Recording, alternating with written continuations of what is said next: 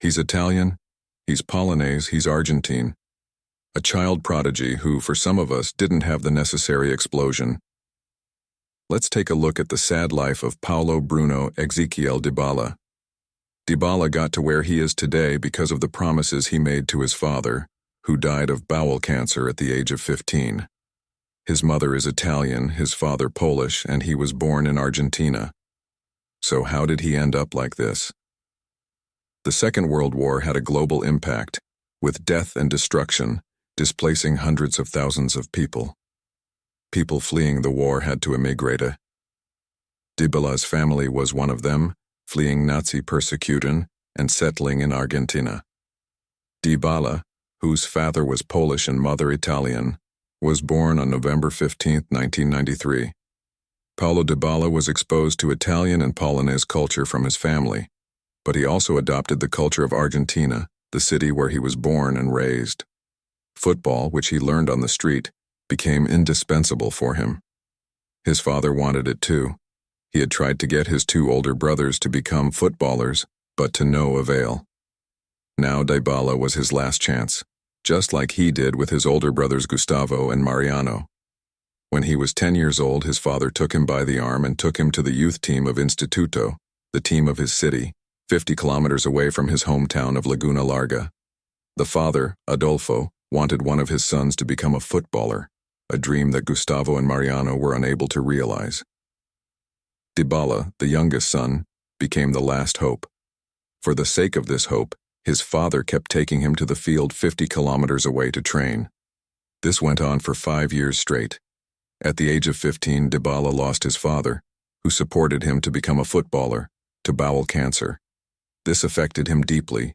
He became depressed. But he would keep his promise to his father. In Cordoba, where he arrived in 2003, he made his professional debut in 2011, at the age of 17, and went on to win one title after another and break record after record with his team in the second division.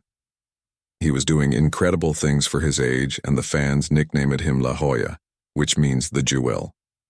Because at his age and with his performance, he fully deserved this nickname. In addition to the 17 goals he scored in 40 games, he also took away the title of the youngest goal scorer from Mario Kempes, one of the country's legends. This performance earned him an offer from the Argentine national team at the age of 17, which he accepted. Such a gem was now also playing for the national team, and now it was the turn of Europe. The first offer came from the Italian team Palermo. Zamperini signed Dybala on July 20, 2012, and called him the new Agüero. He had high expectations from Dybala, whom he called the new Agüero. Paulo tried very hard to meet this expectation, but he couldn't find a suitable ground for it because the Italian team was going through a difficult period and was relegated in the first season and spent the second season in Serie B. In this period, he scored a total of 8 goals, a performance far below what was expected of him. More and more, his career was going into a difficult place. When Palermo were promoted back to Serie A in the 2014-15 season, Paulo came back to his senses. It was time to showcase his talents. What he couldn't do in Serie B, he did in Serie A. He finished that season with 13 goals and 10 assists. Now he looked like Russia. Young player attracted the attention of many teams, such as Arsenal, Porto, Inter, and Milan, who were ambitious in their leagues. It was a matter of curiosity which club this young player who became a star in Serie A would go to. Of course, this situation whetted the appetite of Palermo president Zamperini Sampaoli. The president set a price of $40,000 for Dybala. The Argentine was not happy about this and expressed his displeasure in the following way. I still have a lot to prove. I try not to think about these things. I just want to keep my performance on the pitch at the highest level. This difficult transfer process culminated in his transfer to Juventus on June 4, 2010. Dybala expressed his happiness and signed a 5-year contract with Juventus. In his first season, he played 34 games with 19 goals and 9 assists, making up for the absence of stars like Tevez. Allegri, the technical director of the black-white team, said of him, "He will be one of the 3 best players in the world. I believe he has the capacity to win the Ballon d'Or one day." But Dybala didn't reach those levels. It was time to leave Juventus, where he had spent some really good years. won 15 goals, 47 assists, 5 Serie A titles, 4 Italian Cups, 3 Italian Super Cups, and Champions League runners-up. In fact, the season he left Juventus, he had a good statistic of 31 games, 15 goals, and 6 assists. Why he left is unknown. Now it was his turn in Rome, where he would show his quality with his velvet wrists.